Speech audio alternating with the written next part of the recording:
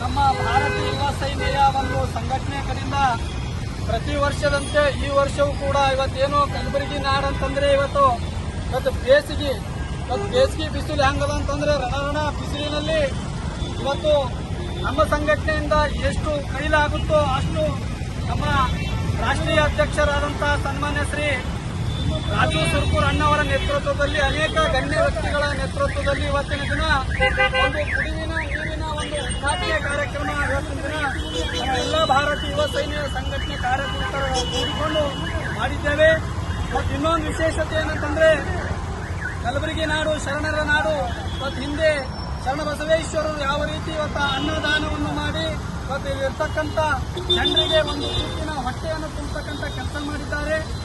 ಅದೇ ರೀತಿಯಾಗಿ ಇವತ್ತು ನಮ್ಮ ಭಾರತೀಯ ಯುವ ಸೈನ್ಯ ಕಡೆಯಿಂದ ಇವತ್ತು ಅಲ್ಪ ಸೇವೆ ಅಂತಂದ್ರೆ ಇವತ್ತು ಮೊಸರು ಅನ್ನ ಇವತ್ತು ವಿತರಣೆ ಮಾಡುವ ಸಾರ್ವಜನಿಕರು ಇವತ್ತು ಯಾರೇ ಇರಲಿ ಪ್ರತಿ ಗುರುವಾರ ದಿನ ತಿಮ್ಮಾಪುರಿ ಇದು ಸರ್ದಾರ್ ವಲ್ಲಭಭಾಯಿ ಪಟೇಲ್ ಸರ್ಕಲ್ನಲ್ಲಿ ಪ್ರತಿ ಗುರುವಾರ ದಿನ ಇವತ್ತೇನು ಮೊಸರು ಅನ್ನ ಕೊಡ್ತಕ್ಕಂಥ ಇವತ್ತು ಒಂದು ಅನ್ನ ಸಂತರ್ಪಣೆ ಮಾಡ್ತಕ್ಕಂಥ ಕಾರ್ಯವನ್ನು ನಮ್ಮ ಭಾರತೀಯ ಯುವ ಸೇನೆಯ ಒಂದು ಕಡೆ ನಡೆದಿದೆ. ಮತ್ತು ಇವತ್ತು ಬ್ಯಾಸಗಿ ಬಿಸಿಲು ಮುಗಿಯುವವರೆಗೂ ಕೂಡ ಪ್ರತಿದಿನ ಇವತ್ತು ನೀರಿನ ವ್ಯವಸ್ಥೆಯೂ ಇರುತ್ತದೆ. ಇದರ ಸದುಪಯೋಗ ಎಲ್ಲ ಕಲಬುರಗಿ ಜನರು ಇವತ್ತು ತೆಗೆದುಕೊಳ್ಳಬೇಕಂತೇಳಿ ಇವತ್ತು ತಮ್ಮ ಮಾಧ್ಯಮದ ಮುಖಾಂತರ ಇವತ್ತು ಹೇಳ್ತಾ ಇದ್ದೇನೆ. ಧನ್ಯವಾದಗಳು.